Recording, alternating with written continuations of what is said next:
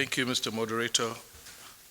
Brother Femi, my other brother, the Duse Man, water resources relating to water infrastructure, obviously.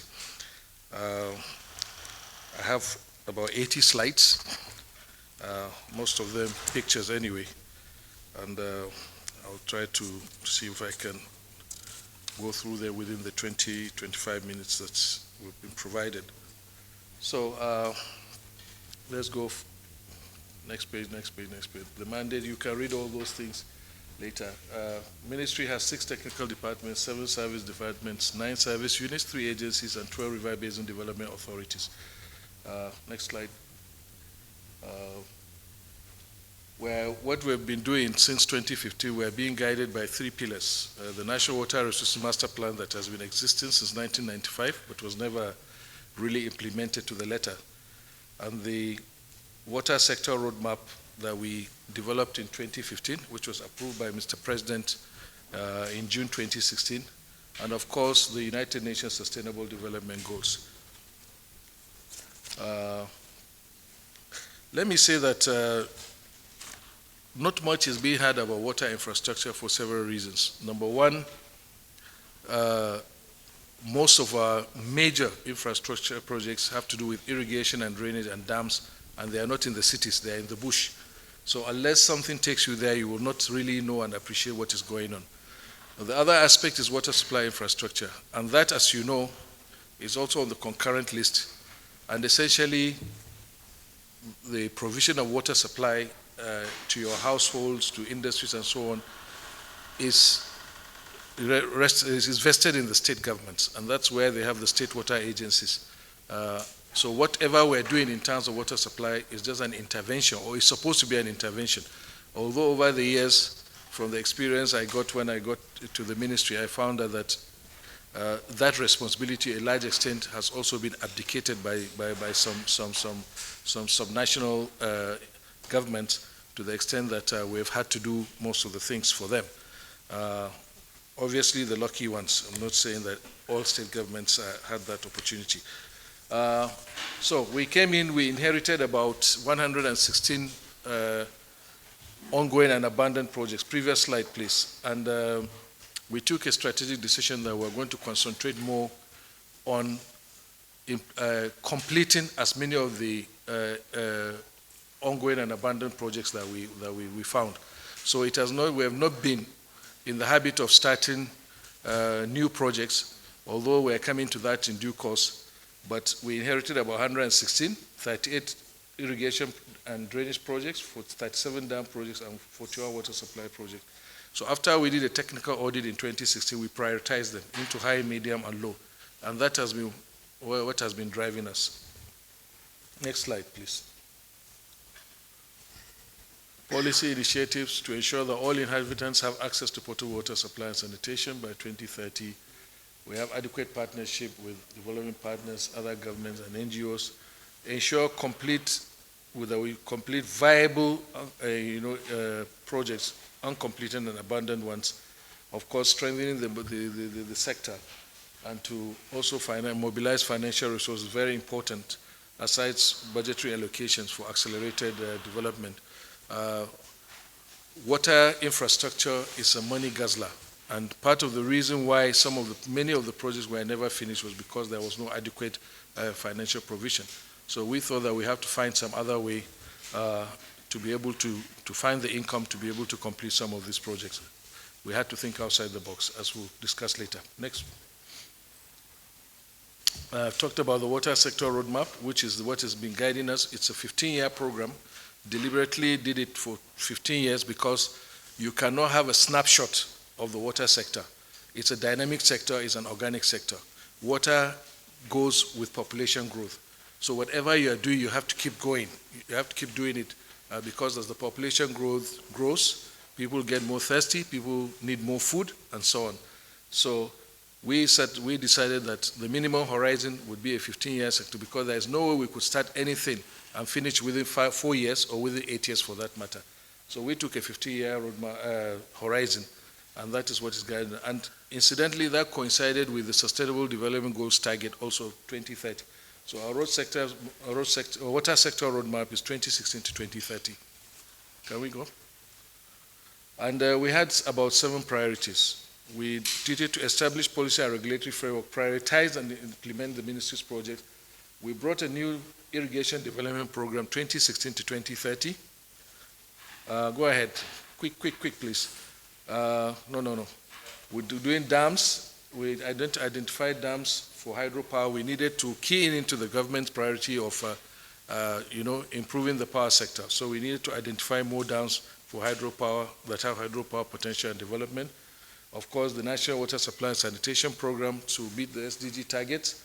And we needed to strengthen the river basin because this government has been talking about food security right from the onset.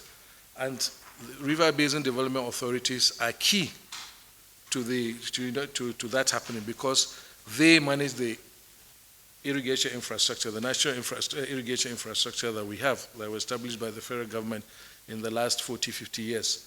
Of course, I've talked about alternative funding. Quickly, please. Go ahead. And then in 2019, when we came in for the second time, we were given some additional priorities. Some of them, of course, coincided with the roadmap, but there were other new things like, I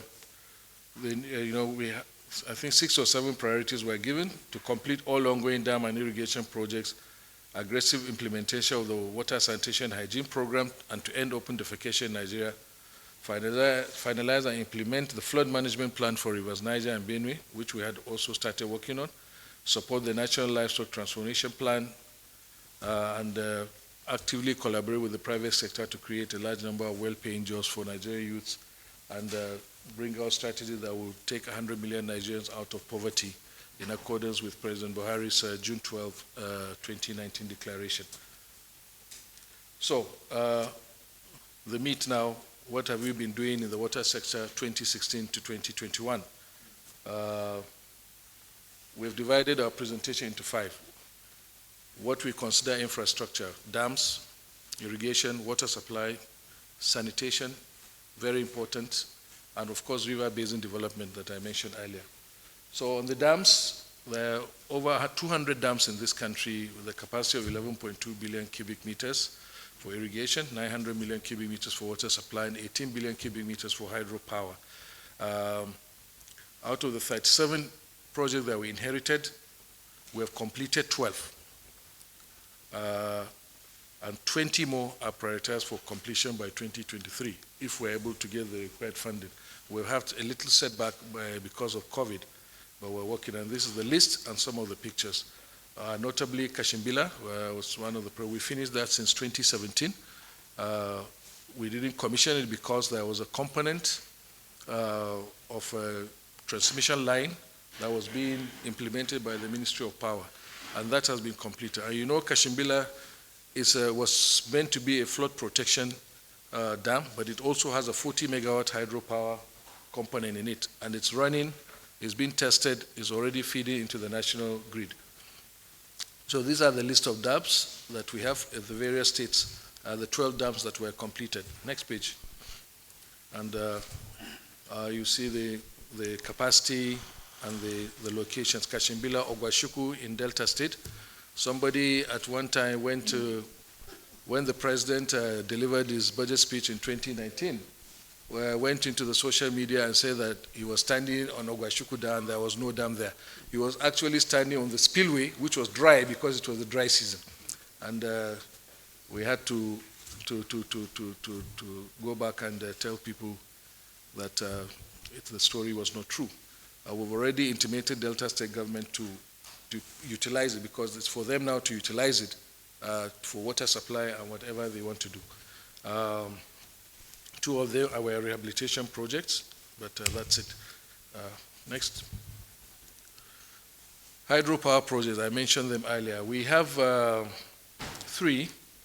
Gurara Hydropower, which we concessioned in 2019 or 2020. The Kashimbila Hydropower project is ready for concessioning, and already have we just received a report from the transaction advisor. Dadinkowa was concessioned way back, even before the actual work was done, but in 2005, I think. But we've managed to get it completed, because since 2005, nothing has happened. But now we've got it completed, and it's feeding into the national grid, and it's ready for commissioning as well. Next page. Okay, these are these pictures of Kashimbila Dam, access bridge, hydropower plant, the spillway. It also has a landing strip. There's the switch yard for that's a substation, and a control tower for the airport. It also has, I think, 60 million milliliters water supply component that is still under construction, about 60–70% completed, plus for 2,000 hectares of irrigation being planned, and some work has started on that, but the place has a potential of 15,000 hectares for irrigation. What we are trying to do now, we are looking for private sector partners that we can concession the irrigation component to, so that they can develop it further, because the resources are really tight. Go ahead.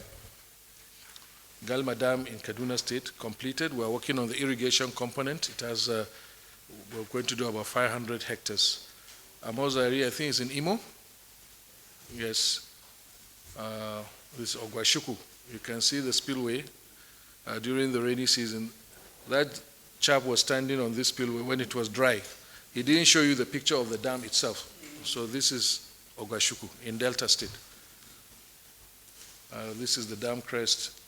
And now the access road has been completed. So I expect that this place is, I think it's tarred by now. Yeah, okay. Adada in Enugu State, completed. It's supposed to supply Nsukka with water supply. And now we just entered, as part of our efforts to change the way we finance projects, rather than abandon them, we started to go into partnership with the states. And the Enugu State government has accepted to do the pipeline that will take the water to Nsukka. We're going to be signing a memorandum of understanding with the state very soon. The draft, we've exchanged the drafts, and they're all agreed. So that way we've relieved ourselves of a little pressure, so that the state can also make a contribution. Upstream protection, go ahead. Now we come to irrigation projects. We've talked about irrigation water demand, 1.926 billion cubic meters. Comprising irrigation, wet and dry season, as well as Fadama. Fadama irrigation is actually handled by the Ministry of Agriculture. What we are dealing is this open flow irrigation, the large scale irrigation that you see outside Kano, under Hadija Jamari. In Zamfara State, you have the Bakolori scheme. In Sokoto, you have the Goronyo, Middle Rima as they call it, and lots of other ones in Kwara and another place, even in Ogoja and Cross River State. We, under our new plan, we have identified that the country has about 3.14 million hectares of land suitable for irrigation. That's the potential. And on the basis of that, we developed in 2016 a new program, National Irrigation Development Program, that is aimed at raising federal government's own infrastructure assets from the current 170,000 to 500,000 by 2030. And then we're also asking the state governments and the private sector, we're trying to encourage them. We've developed information bulletins for them to be able to invest into additional 1 million hectares, so that hopefully by 2030 we'll be having like at least half of the potential for the country would have been achieved. There is no way we can achieve food security without Nigeria growing food all year round. And with irrigation, even rice, if you have irrigation, you can produce rice 3 times, sometimes even 4 times, depending on the location. So that's why irrigation is very, very important. And obviously, you know, it's a solution also to drought, because the dams harvest the water and then it can be used during the dry season. So these are the completed projects and the hectareage that we have. The largest one being Middle Rima Irrigation Project Phase 1. Some sectors completed. We have one more sector that needs to be finished. All these are projects we inherited, some of them way back 2001, 2003. In fact, there are projects that were inherited that were started in 1992, some in 1987, like that, some 1998. So, for instance, Gary Irrigation Project was started in 1998 and abandoned. We restarted the project in 2018. Now we have delivered almost 1,000 hectares, almost 50% of that is completed. Same thing with Sabke. Azarajere is very close. It's here in a part of Gurara Dam, about 70 kilometers from here, on the way to Kaduna. Completed. Now we've had to concession some of the land to large-scale agricultural ventures, because initially they were allocated to small allocations, 5 hectares, 10 hectares, and people were not cultivating. So we've now kind of consolidated them into about 9 large farms, and we have given them to institutional and commercial investors, including Sovereign Investment Authority, Central Bank, NARCEL, and so on. So this is probably the newest irrigation project, Gary, that we went to. If you have been you have seen us in the media with the Jigawa State Governor a couple of weeks ago, when we went to hand over some sectors. Now we have given almost half of the hectares back to the farmers. What we are doing is sectoral completion. We take a sector, complete it, and then we hand over to the farmers so that they can start using it. Not like before, that we had to finish this whole scheme, which would take years before it's done. So now we do it in sections, and that's why we're able to do that. And even in Hadija Valley Irrigation Project, which I will come to, started by the Shagri administration, now we've been able to rehabilitate the previous work that was done and added some hectares. And by next year, we'll be giving them 6,000 hectares. So far, we've been able to give them about 3,000 plus hectares out of the 6. More pages, okay. This sprinkler irrigation in Azarajiri, that's Gurara. But we've faced a lot of problem, vandalization. All the sprinklers, people have been stealing the cables, the generators, even the tires, and so on. And it's becoming a very, very serious, serious concern to us. The other picture was Goronyo, on right. This is in Sokoto. That's the Middle Rima Irrigation Project, 3,000 hectares ready and being used at the moment. This project was started around 2005, I think, and we hope to complete it by next year. KRC rice field. More pages. More, go on. Okay, this was the Gary Irrigation Project. This is the one we officially handed over Sector 4 about 4 weeks ago. Water supply. Provision of water supply is a complementary effort shared, the constitutional responsibility of the 3 tiers of government: federal, state, and local authorities. But like I mentioned, bear in mind that the federal government does not run a water board. So we don't provide water to your houses. It's not the responsibility of the Federal Ministry of Water Resources to do that. It is the responsibility of state water agencies, as we call them. Move on. So we have 3 different initiatives based on the population profile: urban water, more than 20,000 people; small towns, 5 to 20; and rural water supply for populations under 5,000. Go ahead. And these are the projects we have completed. We've added about 146 million liters per day, reaching 12.5 million people in the last 5 years. First one we completed was Central Ogbia Water Supply in Otuoke, Northern Ishan, Ojirami, Sabke, Dutsi, and Mashi, Vom, Takum, Federal University of Agriculture, Makodi. Go ahead. Mangu, Ekeremo, and Bayelsa, Mangu in Plateau. Zobe, this was the one commissioned by the president 2 weeks ago, I think, about 3 weeks ago, 75 million liters. This project was started in 1992 and abandoned, and we came back to finish it. Very big project, 75 million liters. Gamba Kitchenede, Ahmadu Bello University, Otoede, Iyish. All these projects, we inherited them. Some money had been spent, or substantial amount of money had been spent, but they were never finished. And if a water project is not completely finished 100%, it's not a project. It's zero work because the water will not get there. Continue. Okay. We commissioned Kazori recently also, about 2 weeks ago. Idare, Ofemia, Agenebode, Uburu, Gashua. I think Gashua we're expanding the scheme now beyond what was completed. Continue. So you can see about 30, Obafemi Awolowo University, Kagoma, Godogodo, Gwentu Injama, Fuga. And these are pictures of the Zobe water supply project that was commissioned. This is that was the former reservoir, and this is Kazori. Continue. This is a Central Ogbia, which was commissioned way back in September 2016. That was the first one we commissioned. There will also have other interventions like the Urban Water Sector Reform Program, which was supported by the World Bank. From 2002, we closed it in 2021, March. And 16 states benefited from this program. They are listed here. Bauchi, Ekiti, Rivers, Jigawa, Kano, Gombe, Plateau, and the rest. Small towns water supply included also not only small towns, but also federal tertiary institutions, universities, colleges of education, polytechnics, NYSC, customs, immigration, civil defense, barracks, and so on. We've been supporting that. Between 2016 and now, we've done about 106 water supply schemes there.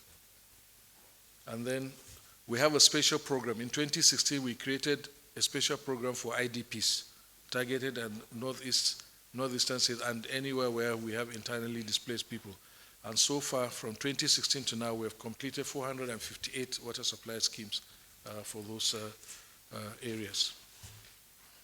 And these are some pictorial evidences of some of these projects. And we have taken a deliberate policy now. Most of our small town schemes, even some of the urban water schemes, we're using solar power for sustainability because of the problem of erratic power supply. So you can see some of these panels. Most of the schemes now are solar powered, including some irrigation projects as well. Sanitation, very important to all of us. About 70% of tropical ailments are water related. We have successfully completed about 3,400 sanitation facilities in institutions and public places between 2017 and 2021, all this in the last 3 years. And of course, we have the now flagship program, the national program to end open defecation. This administration launched the Open Defecation Free Nigeria Roadmap in 2016. And since then, we've moved on to inaugurate the Clean Nigeria Use the Toilet campaign, inaugurated by the Vice President on 19th November 2019, followed by an executive order number 9 by Mr. President of 20th November. And before then, we had celebrated the first local government area to be completely 100% open defecation free. That was Obaliku local government in April 2017. And as of today, we have 62 local government areas in the country that are open defecation free. We're way far away from our target, but we're heading there. At least the process now, the rate at which states are becoming ODF is quite encouraging. Before we came to this event yesterday, I heard that Katsina, which is the #1 state so far with 16 local governments, is also has asked us to go and assess and validate about 4 more local governments, or 5. So a lot of progress being made there, even though it is slow. 6,500 compounded sanitation hygiene facilities have been constructed in public places on this program alone, the ODF program. And we also are partnering with the organized private sector and the Nigerian Diaspora Commission to support this program, along with the 10 microfinance institutions engage in what we call sanitation financing. For those people that cannot afford to build toilets in their houses, we have what we call an Adashi scheme and some other arrangement with microfinance institutions to provide some soft loans for them to be able to build toilets for themselves. Okay, these are lists of completed sanitation projects that you be able to read from the document. Can we make progress? Go on. The population served is also shown. Okay, pictures, some of these toilets. Our response to COVID-19 has been robust. First of all, I set up the National Wash Response Committee on COVID. WASH, when I say WASH, is water, sanitation, and hygiene, comprising the minister and the commissioners responsible for water and sanitation in all the 36 states and FCT. We have constructed or rehabilitated about 500 water supply schemes in 36 states and constructed about 259 sanitation facilities, just for COVID. Now, the River Basin Development Authority, like I said, these are very important arms of this ministry. There are 12 of them. They were established way back in the 70s, following the drought of the 1970s, to serve as operators, managers, and developers of water resource infrastructure to improve the socioeconomic well-being of the people. When this administration came into being, we decided to take a very drastic action on the river bed because they had virtually gone comatose. So we developed a blueprint in February, March 2016 to revitalize the river basins. We restructured the management to ensure that quality people are appointed to executive positions, and we restored agriculture extension services, which had been, for some reason, some governments in the past just removed, and farmers were there with all the infrastructure, but they had nobody to guide them on modern techniques and so on and so forth. Next. And part of the program, we also took them to the maybe some of you are aware of the Songhai farms in Cotonou. We're trying to replicate that in Nigeria. So we took all the river basins, we sent them on study tour, and we entered an MOU with the Songhai farms to develop these farms, and the process has started. They had some glitch, some of them had some glitch with budgetary allocation, but by and large, if you go to Mina, I think the nearest example I can give you is if you can take a tour to Mina, at the headquarters of the Upper Niger River Basin Development Authority is doing a fantastic job there. Integrated and everything recycled, nothing is wasted. You know, fish ponds, cattle feeds, exotic vegetables and so on, high yielding crops. And the next step now, we're trying to make sure that they impart this, the knowledge and skills to the farmers around so that we can boost production. Along with that, we also introduced what we call Graduate Youth Farmers Empowerment Program. I launched that in 2016. So far, about almost 2,000 youths have been trained on different farming techniques. Where we have facilities, we gave them some farm plots where the river basins had the facilities. Otherwise, they gave them certificates and also some take-off grants to go and set up on their own. And these are some of the pictures of some of what those guys have been doing. Quickly, I think. Now, we need to talk about ongoing projects as well. Previously, we talked about projects that we had finished or we had completed, but we still have a lot that is ongoing. And under dams, we have, on this table, you see the projects and the timeline for completion and at what status, location, capacity. So we have Mangu, Ngao, Delaji, Ileife, in Oshun, Ogbese in Ekiti, Kontagora, Dam in Niger State. This one was started in 1987 and abandoned. Work had reached about 65% when it was abandoned. And so it was, the work, a lot of money had been wasted because the project had dilapidated. When you have a lot of earthwork and rain is beating it every day. So by the time we came back, we could almost salvage about 45%. The work had deteriorated. So now work is at 57%. Irao, Inkari, Jari, so some of them. Next slide. These are pictures of some of the projects that are still ongoing. Ngawa, Delaji. Then hydropower projects. I told you the National Water Resources Master Plan has identified that Nigeria has a potential of 12 to 14,000 megawatts of hydropower. As we're talking, I don't think we have up to 3,000 megawatts in the country that's existing.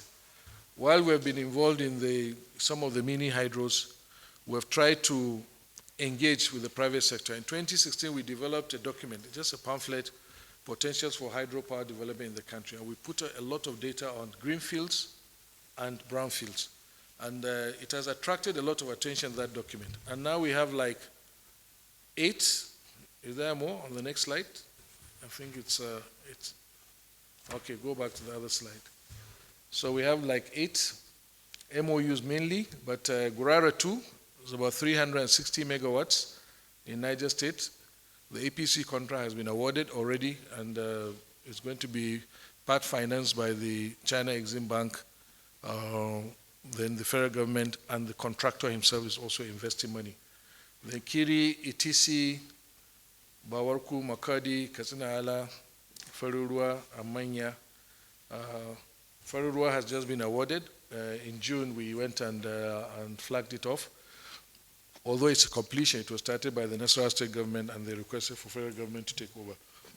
So you can see the status. We have signed MOU. Some have outlined business cases approved by Infrastructure Concession and Regulatory Commission. These projects, hydropower projects, take some time to they have a long gestation period. So we just have to be patient, but eventually we'll get there.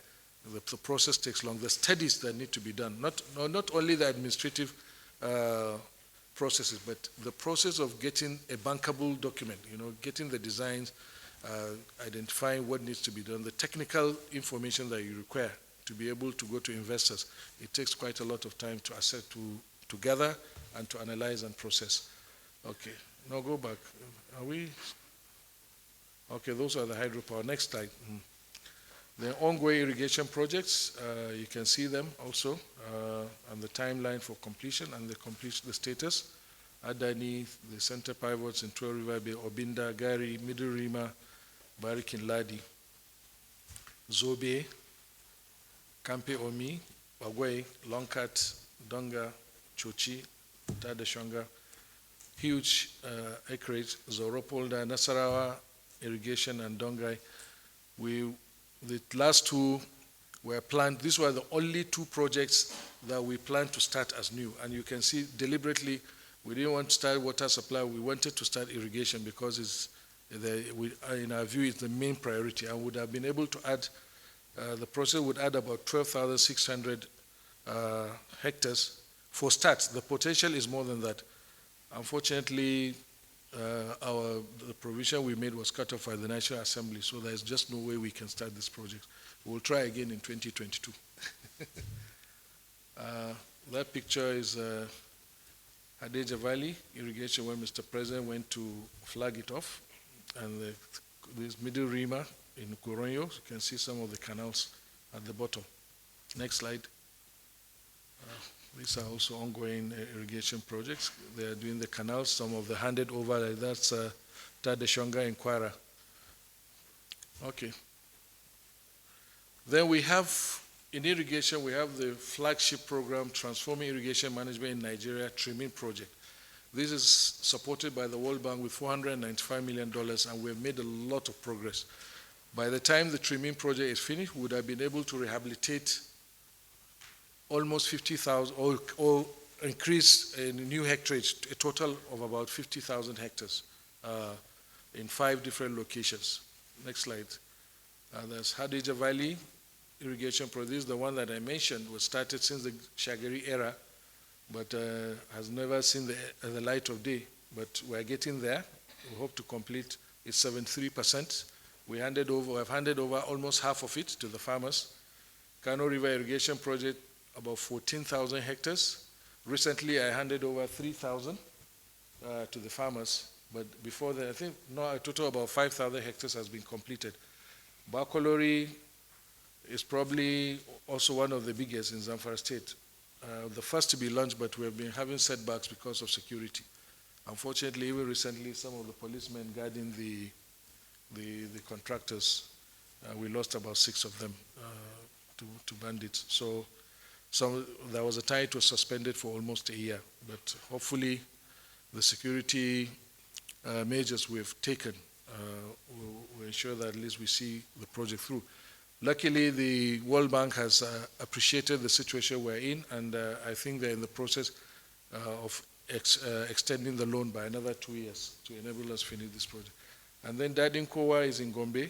It was a dam that was completed years ago, no irrigation facility, so World Bank is doing 2,000 hectares, and the contract has just been awarded, and the contractors are on site. We also have dam rehabilitation components in Tiga Dam and Goroyo Dam, which are also coming on stream for that. Ongoing water supply projects, Potesco, Ibiono, Guru, Damatu, Zingeru, Wushishi. This one was started in 1992. Ota, also Biu Water, all those three, so much investment made, then abandoned, and we had to prioritize them because we want to complete them, hopefully by 2023. Fika, Gadaka, 90%, almost complete. Okay. Ezela Paka, Akanu, I think it's Akanu IBM, and then Pategi also at 75%, the phase 2. All the civil works have been completed. Now we're working on the electromechanical, and it's almost done. This project probably, number 11, will finish by the end of this year. Then when we came into office, we tried to find out why Nigeria was not able to meet the Millennium Development Goals. And we realized that everybody was doing his thing. There was no coordination and no funding, proper funding. Everybody, all federal and state governments, were just putting what they were able to scrap in the budget. There was no prioritization of water, sanitation, and hygiene. So our answer was, we now designed a new program which we call PWASH, Partnership for Expanded Water Supply, Sanitation, and Hygiene. And this was launched in November 2016 by the Vice President. And so far we have 34 states that have keyed into the program. They have shown interest. We did a pilot project in Kano and Ogun in 2017, and we reached 1,197 communities. We rehabilitated or created new water infrastructure for the water supply, and they are still there. And then currently we are working with 12 states. What we are doing is we are taking 2 local governments, and the states are bringing 2 local governments, making 4. And we don't take the small towns, we don't take the urban centers, we take the rural towns, rural settlements in those states, and the target is to ensure they have 100% access to water supply. And we're working on it right now. By the time we finish this first flag of, after the pilot stage, we'll have 48 local governments where the rural communities have 100% access to water supply. We're working with the states on this, but as usual, some states are dragging their feet. They're supposed to bring their own counterpart funding. They put in the escrow account, but somehow they are finding ways to navigate out of it. But most states are showing interest, and some states have even gone ahead to commit their own monies. They've started their projects, waiting for us to come and provide our own support. So it's going to be a 50-50 relationship. Now, the federal government is no longer doing 100% water supply projects to states, because some states just folded their arms because federal intervention was coming, and they stopped doing their own bit. But we cannot accept that kind of situation. The Ota Katsina water project that we mentioned earlier, Zungeru, Wushishi, we had to go back. These were projects that were being funded 100% by the federal government. But as part of our plan to change the focus, to make states more responsible for provision of water supply, one, and for us to be able to finish this project because of our own financial constraints, we had to enter into MOUs with the states. We took certain components, okay, we will do this component so that we finish the project, and then you take the other components. And that's how we've been able to,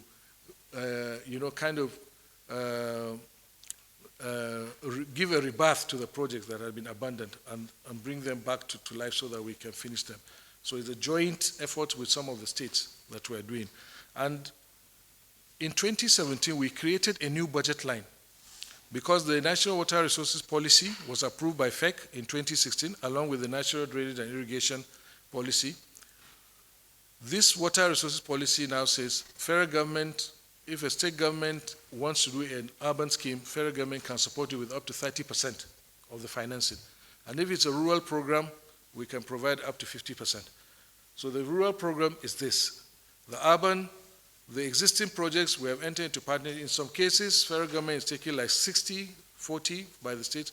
In some places, 50. There is no fixed ratio. But going forward, any other project that the state brings to us, we'll now ask them that with the maximum commitment that the federal government is going to make for urban water schemes is 30%. But even then, the federal government is supporting the states with a new World Bank facility for under what we call Sustainable Urban and Rural Water Supply Program. The World Bank has just approved $700 million for this program. Half of it is going to states for to provide urban water schemes for the people, and half is going to support this PWASH program, the Open Defecation Free Nigeria Campaign program, and other related issues. Continue. We talked about some of the ongoing issues. The COVID-19 response, we're still on it. We're providing support to state water agencies, up to 10 million. It may be chemicals, it may be diesel, it may be laboratory equipment, whatever they want.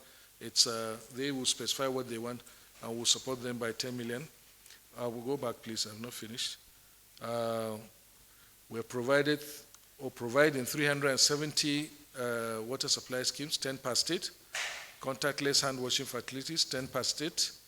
And we're engaging 7,400 youths for 3 months to volunteer and wash campaign. We're taking 100 per local government. That has started. Many states have flagged off this program, and it is ongoing. Okay. I've mentioned that all these rivers, all these dams that are there, with the states are supposed to key into them as well.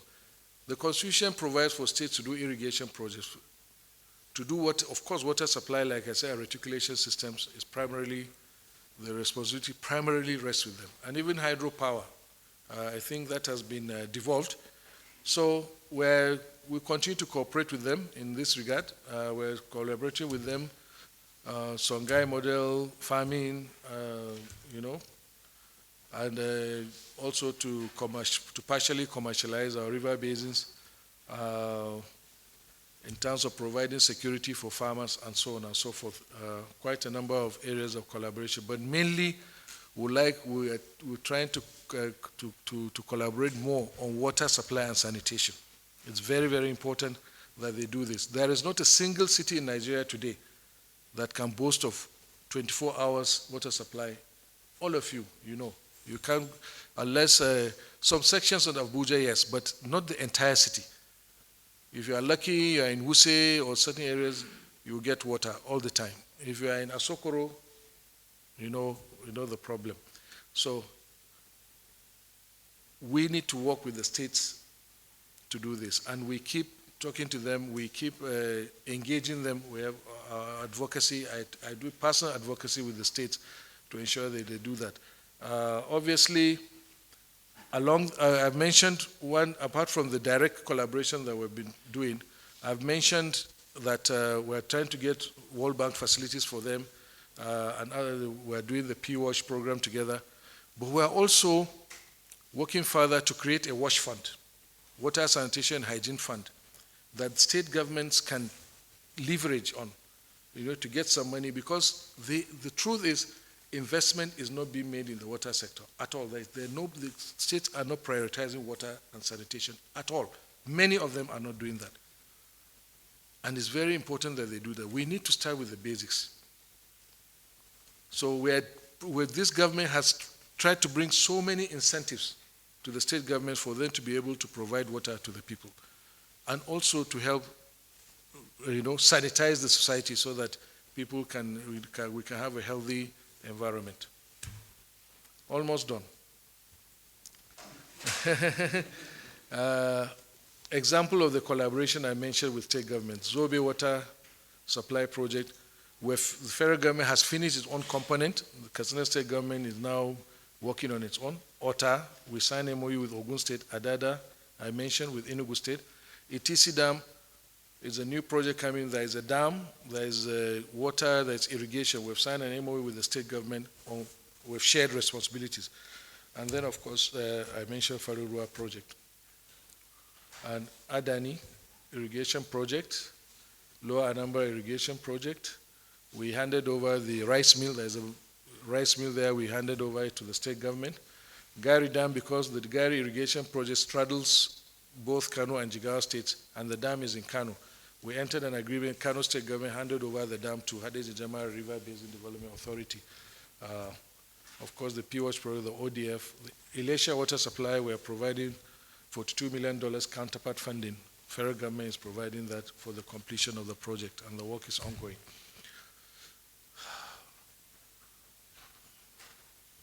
So, benefits of water resources projects. Improve access to wash services is one. By completing the projects, and this has been shown because we have what we call the National Outcome Routine Mapping, WASH norm survey, which we are doing in association with the Nigerian Bureau of Statistics. As of 2019, or you see from we've steadily had an increase in water supply from 68% in 2015, 67% in 2015 to 68% in 2018 and 70% in 2019, translated to about 9 million people. But we're doing the 2020 survey, and it couldn't be done last year because of the lockdown, but they are working on it. And we hope that these numbers will rise again. Again, we've made a marginal improvement in sanitation from 42 to 44. So at least you can see the efforts we've been making at least have. Nigeria is a very, very big country. So if you look at the percentage, when you translate it into the population, you see that it's a huge number. And this all is an effort towards meeting the Sustainable Development Goal number 6. I think one more slide or two, and we're done. Of course, we're supporting diversification of the economy, completion of dams and irrigation projects. We'll make more irrigation land available for agriculture and dams for agriculture. Boot food security, increased jobs, obviously. A lot of the youth that we met in Gari Dam when we went to hand over some of the portions of the lands, they told us they have no business going to the city any longer, that they have sufficient infrastructure for them to do what they want. And everybody is cultivating rice. So that's it. Thank you very much. I'm ready before questions.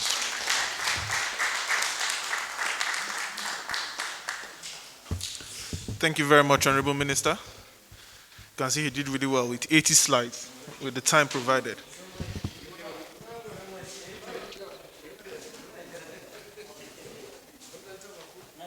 Okay. You asked about how the funds from World Bank will be disbursed. Yeah, for PWASH.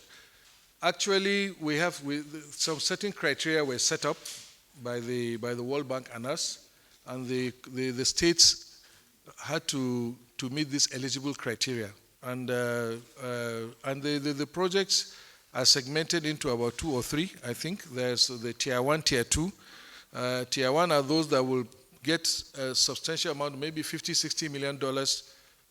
Or you're talking about PWASH, not the urban schemes. Yeah, the PWASH, that's the rural component.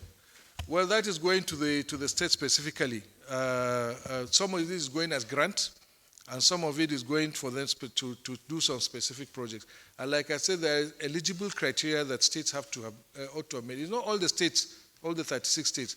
There are conditions attached on which basis that this money is going to be disbursed.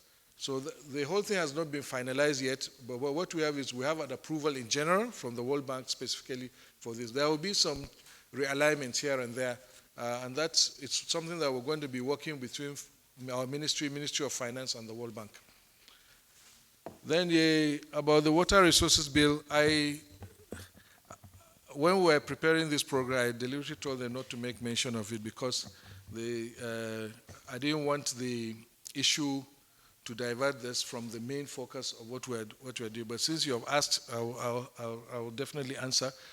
We're still working with the National Assembly on this bill. I think probably they were so engrossed with the PIB and the electoral bill, and which are, of course, serious national priorities, and they were not able to come to that. But already, all the things that need to be done, the issue that was raised, the technical issue about gazetting, has been addressed. So the bill is still before the National Assembly.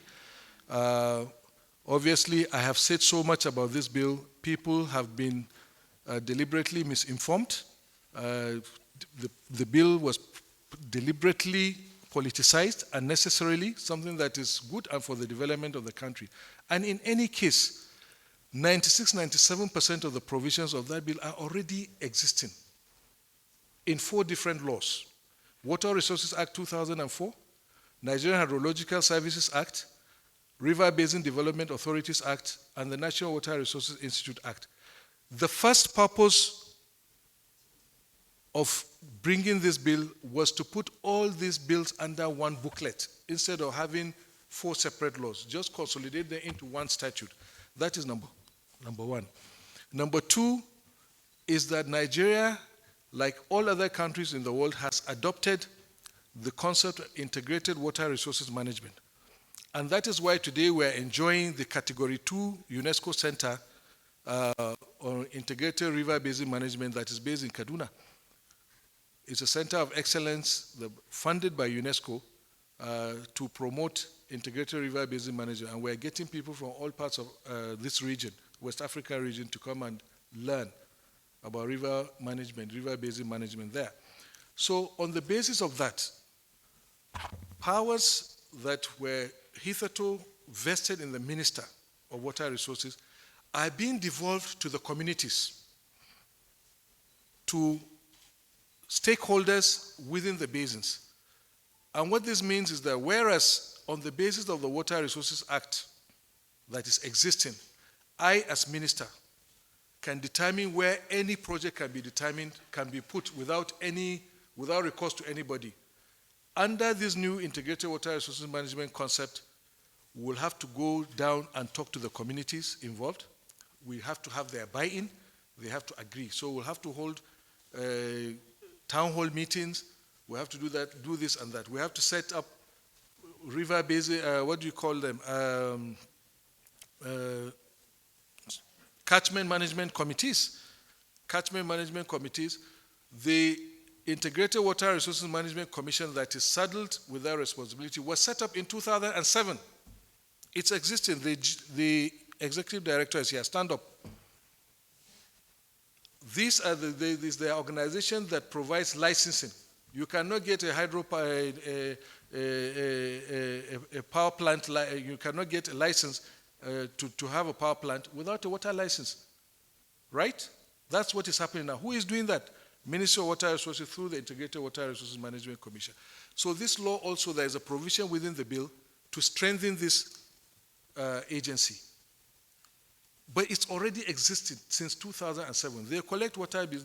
You have to go now, all people that are mining water have to go there to get a water license, and they pay a tariff. It is there, it is gazetted by law. But right now they are operating on the basis of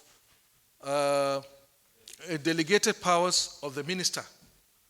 And what we want is for them to stand alone. That means if I can withdraw these powers anytime and apply them myself.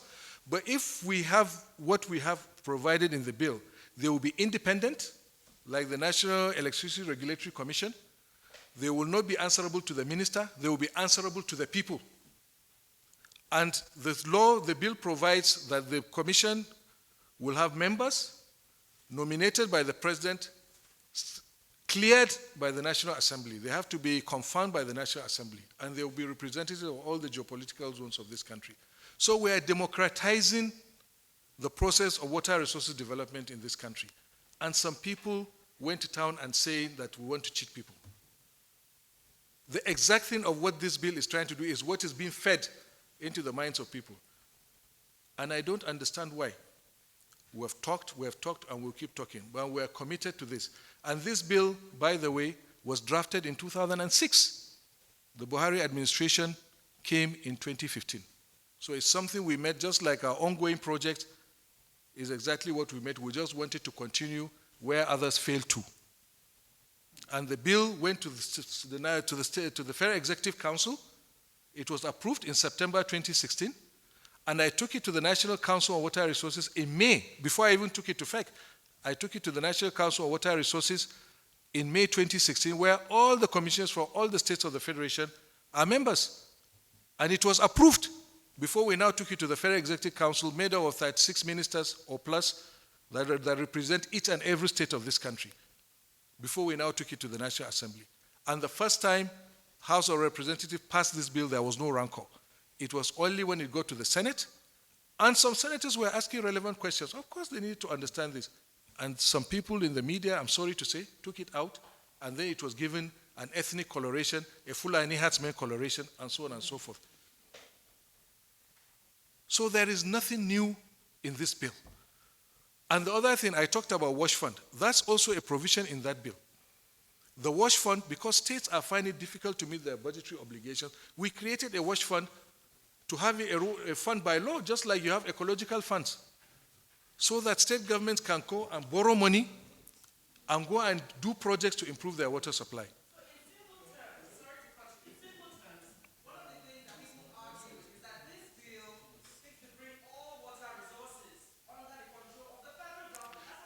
Excuse me, Gloria, go to section, I think section 40 or section 16. It's already there. All water bodies that are transboundary, that cross more than one state, the responsibility is vested on the federal government. It's a constitutional issue. There is no violation of the Constitution in this bill. It's already there. If they don't know, let them go and read the Constitution. It is there. And if that is not there, Gloria, River Niger falls in comes in from Kebbi State. River Benue flows in from Adamawa State. If the power is not vested in the federal government to control or to regulate the water resources, Kebbi State or Adamawa State can wake up one day and dam River Niger and River Benue. And what will happen to the downstream? What will happen to Niger? What will happen to Kogi State? What will happen to Anambra? What will happen to Bayelsa and rivers? There will be no delta. That is what it means. And it also means that Kogi State or Niger State can go and set up an industry, be spewing poisonous chemicals into the water, and there will be nobody to protect the downstream sector. It never happens. There is no country in the world that does not have this kind of regulation. There is nothing new, and it's already existed. So we are not reinventing any wheel. And finally, I talked about irrigation. When we came into office, more than 50% of the irrigation infrastructure in this country was not working. They are not doing irrigation farming in the dry season, which is what Tremim Project and some of the efforts we are making is trying to address.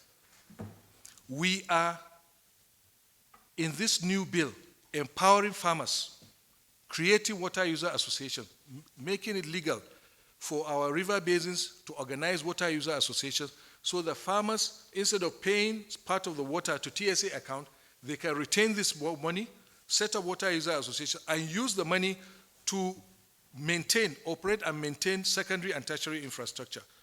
That is a good thing. And finally, we have understood, and we all know, budgetary allocation. I mentioned it. Why MDGs failed was because we are relying on budgetary allocation. There is no way we can improve the water resources sector, water supply services in this country without private sector involvement. I don't know, I'm not saying private sector will build a water treatment plant. That is the problem of the state, if they want it that way. But at least operation and maintenance and things, it is clear that government agencies are failing to do that. So we need to bring in the private sector somehow. And the private sector will not come into the water sector if there is no regulation. So that's why we need a strong regulator in the National Nigeria Integrated Water Resources Management Commission, so that private sector people can have the confidence to come and invest their money in the water supply delivery in this country. This is what this bill is all about. And people talk about, let me mention, one of the things that people are being told is that if they build a borehole in their house, they have to pay tax, that it's about revenue generation. It is not about revenue generation, please. The law is clear. If you read the bill, it is very clear. If you want to drill a borehole in your house, you are free to do so. If you have a river passing through your farm, you can draw water from that river and irrigate it free. But there is no country in the world where authorities do not know the number of boreholes that are being created, that are being drilled in them. Go to Niger, go to Cameroon, our neighbors. You cannot drill a borehole without proper permit from whatever authority. The same way you cannot build a house anyhow without a permit is the same way you cannot drill a borehole. For us, it is not. It is not about the money. The issue is our groundwater is being depleted. I was told that there are over 100,000 boreholes in Abuja alone. There was tremor recently, about 2 years ago, and some experts attributed it, say it's partly because of boreholes. Nigerian Hydrological Service Agency does not have data on all the boreholes that are in this country. And by law, in any country in the world, you need to give us the logs, we need to know the location, we need to know how much water is there, how much you are abstracting, so that it helps us under the Nigerian Hydrological Service Agency to monitor how we are using this groundwater. Whether we are over-abstracting or how quickly we are recharging the water, so that we know what is going on underground. Otherwise, we'll wake up one day, everywhere is dry, and there is nothing anybody can do. These waters that you see in the groundwater that you are pumping out of your borehole, every liter that you took out of that borehole, maybe it took 1 million years for that liter of water to be accumulated in that aquifer underground. And you're pumping millions of cubic meters in hours or in days. So you are taking the water out at a faster rate than it has been, percolating into the soil. So how can we plan our water resources if we don't even know how much water is being depleted? So we're not charging anybody. Of course, if you're a commercial water user, you have what they are calling industrial boreholes. You are mining millions of cubic meters and having a bottling company or a refinery or a distillery. My goodness, you are mining water just like you are mining oil, and you must pay a royalty for it. So if you are using it for commercial purpose, you will pay. If you are using it for domestic purpose, you don't pay a dime.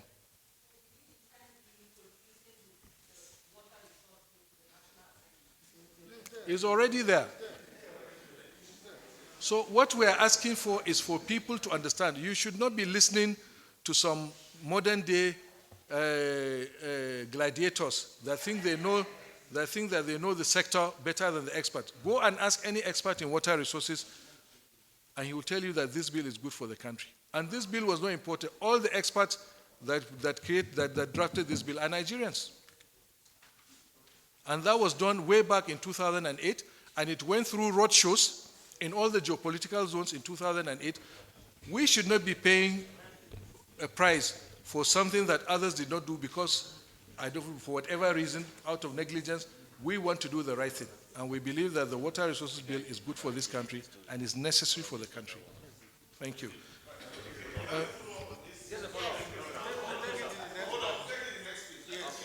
Okay, the question from Business Day. We said $700 million from the World Bank. It's $700 million that was approved. How much is going to the state? It's not every state. The states have to compete for the money. I said there are, okay, this was the question I was trying to answer when I was speaking to Gloria. I think 7 states are getting the first, they are in tier 1. They'll get about between $50 and $60 million to do specific water schemes. The other ones are going to be given some grants to be able for them to develop their water resources potential and capacity to plan and so on and so forth. So there are various components of this project. Then from Festus, you're asking what do this project contribute? Well, normally when we are planning projects, there is what we call project justification. And in that project justification, you will see, well, you don't have the benefit of seeing the document, but it tells you what benefits are accruing, how many people will enjoy the water facility. But also in our narrations, in most of the memos that we present to council, we also provide that information.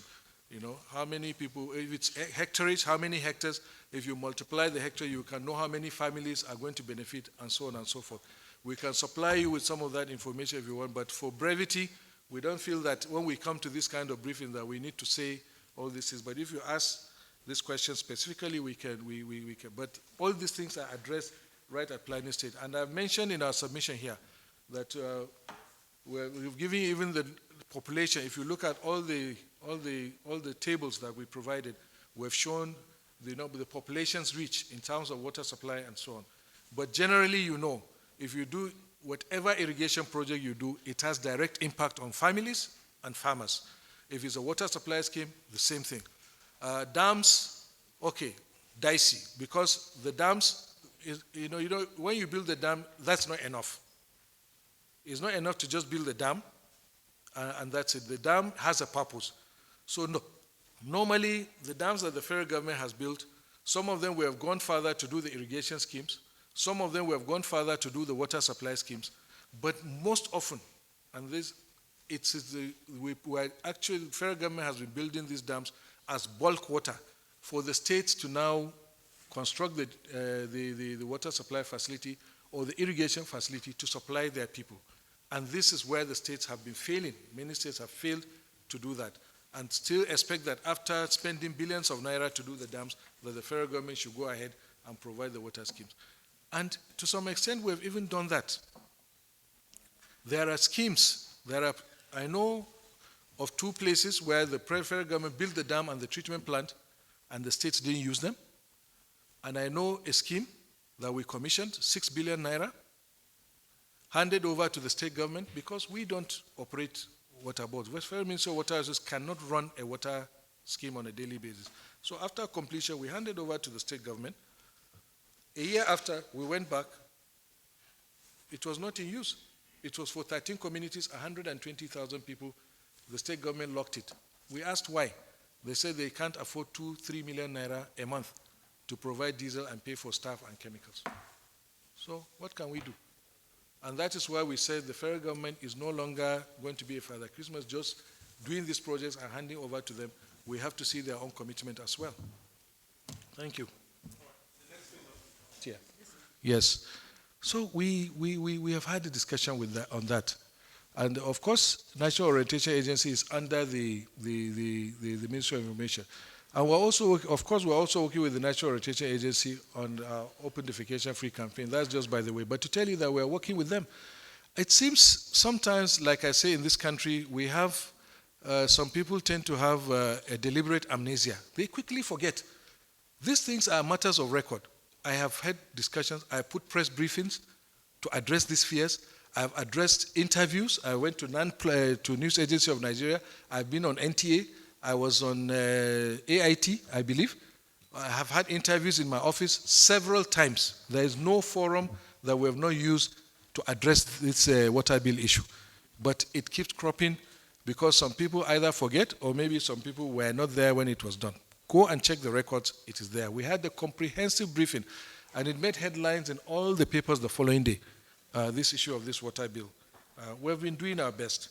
The 7 benefiting, I wouldn't have wanted to speak about them, but because, like I said, these things are a bit dynamic. Some things can change at some point. Maybe one state may fail to address certain issues, and the World Bank may decide that it should be dropped. But so far, for information, there are Imo, Katsina, Delta, Plateau, Kaduna, Ekiti, and Bauchi. Those are the first-tier states that will have the maybe 50, 60 million. And mind you, it's optional because these loans are not federal government loans. The federal government is guaranteeing the loan, but it's going to the states. And it's the states that will pay back this loan eventually. So if a state can at any point decide that it doesn't want to take the loan, and then, of course, we have to find another state that may be willing to replace it. Thank you. The answer is Bayelsa State. And is a Otuoke water supply project.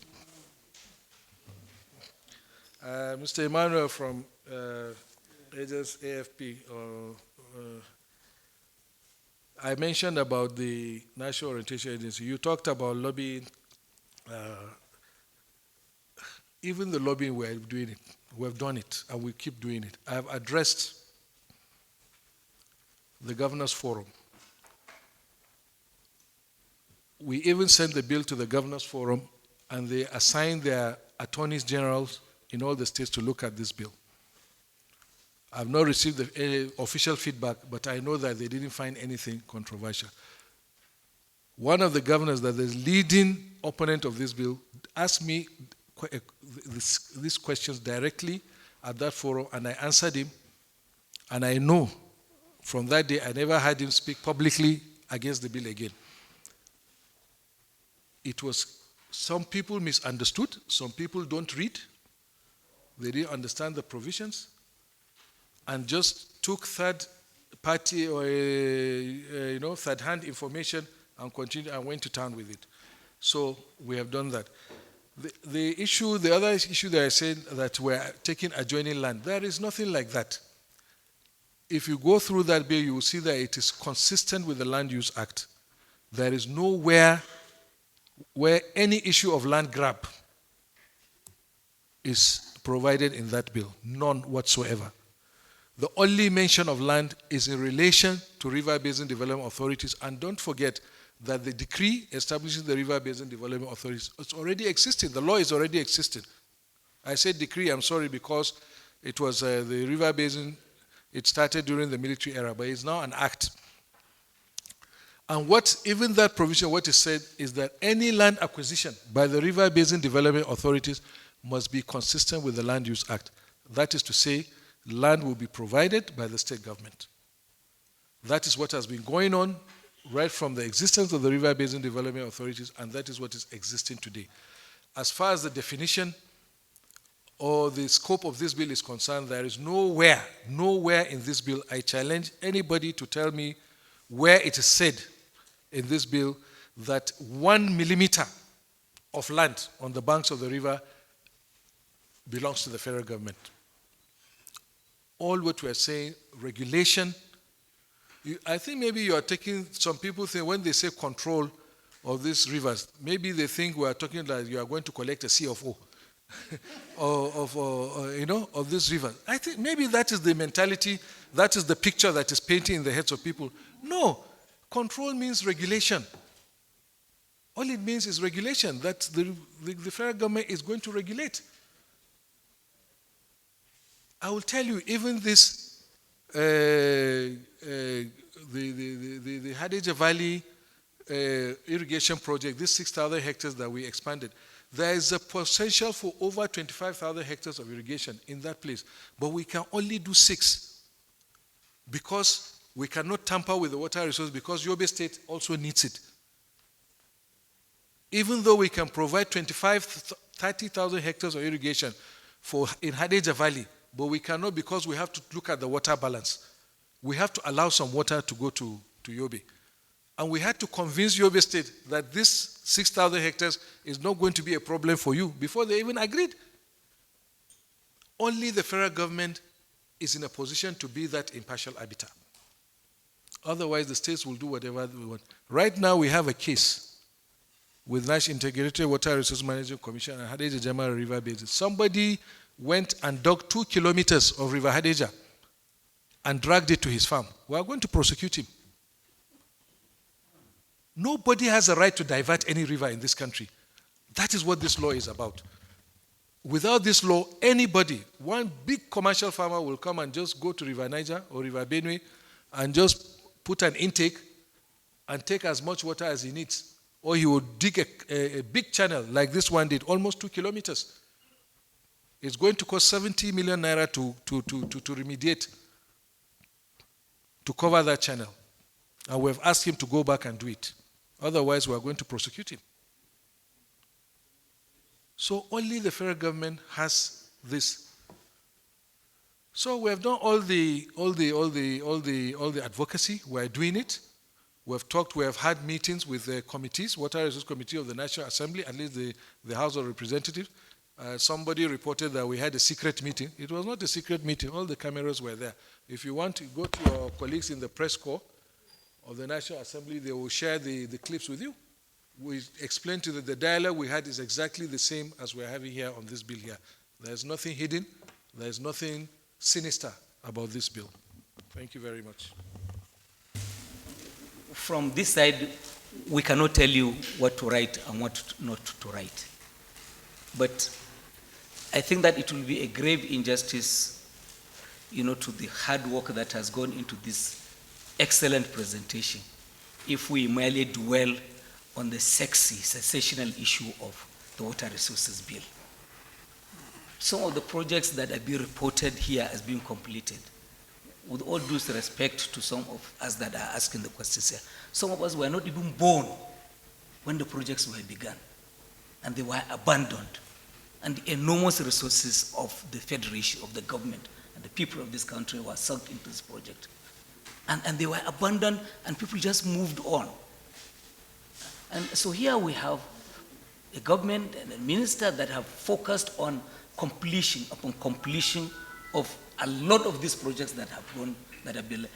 My appeal to you, please and please, let us not take away attention from the important issues that have been put before us by the minister today and dwelling on something that is cheap and sensational. Thank you very much. This is my appeal. Thank you.